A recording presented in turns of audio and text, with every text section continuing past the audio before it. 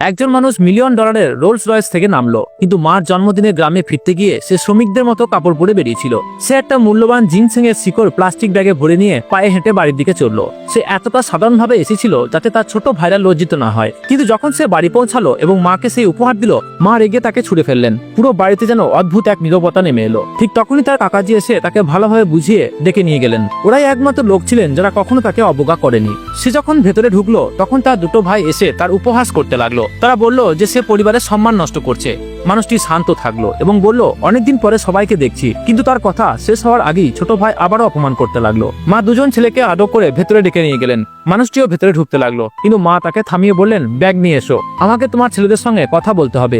মানুষটি বলল, মা আমি তো অনেকদিন পর এসেছি, আমি একটু সময় পেতে চাই আপনাদের সঙ্গে কাটাতে। এই কথা শুনে মা রেগে আলাপ গালাজ করতে লাগলেন এবং বললেন সে ব্যর্থ, কখনো পরিবারের মঙ্গল করতে পারবে না। মার এই কথা শুনে তার হৃদয় ভেঙে পড়লো। তবু সে চুপ ছিল। মা জানতেন না যে তার এই ছেলে কেউ সাধারণ মানুষ নয়, তিনি একটা বড় ব্যবসায়িক সাম্রাজ্যের মালিক এবং তার 3 মেয়ে অত্যন্ত সফল। বড় মেয়ে একটা পাবলিক কোম্পানির সিইও, দ্বিতীয় জন আন্তর্জাতিক জ্যাভলিন চ্যাম্পিয়ন এবং ছোট মেয়ে একজন জাতীয় চলচ্চিত্র তারকা। 3 মেয়েরা আগেই পরিকল্পনা করছিলেন ছুটিতে বাবাকে নিয়ে গ্রামে যাওয়ার, কিন্তু তারা জানতে পারলো যে বাবা ইতিমধ্যেই দাদির জন্মদিনে গ্রামে চলে গেছেন। তিনিও ছুটে গ্রামে এসে বাবাকে খুঁজে নিলেন। অন্যদিকে মানুষটি তখনও মার দেওয়ার কাজ করছিল। কাকাজি তাকে এক কোণে নিয়ে গিয়ে বললেন, হয়তো তুমি মাকে ভালো উপহার দিতে পারোনি, তাই আমি তোমাকে একটা উপহার দিতে চাই। কিন্তু মানুষটি বলল, যে জিনসেং তিনি এনেছেন তার মূল্য কোটি কোটি, শুধু প্যাকিংটা বদলে দিয়েছিল যাতে ভাইরা লজ্জা না পান। কাকা ভেবেছিলেন তিনি অহংকারী এবং সাহায্য নিতে চাইছেন না, তাই জোর করে উপহারটা হাতে ধরিয়ে দিলেন। এটাই ছোট ভাই দেখছিল। সে সঙ্গে সঙ্গে উপহারটি ছিনিয়ে নিল এবং সবাইকে ডেকে আনলো। কাকা কিছু বুঝিয়ে বলতে চাইলেন, কিন্তু কাউকেই শোনানো হলো না। ভাইরা কেবল তাকে ছোট করে দেখাতে চাইছিল। তারা কাকার বিরুদ্ধে ক্ষুব্ধ হয়ে বলল যে ও পক্ষ নিচ্ছে। মানুষটি বলল, কাকা কেবল দয়া করেছেন।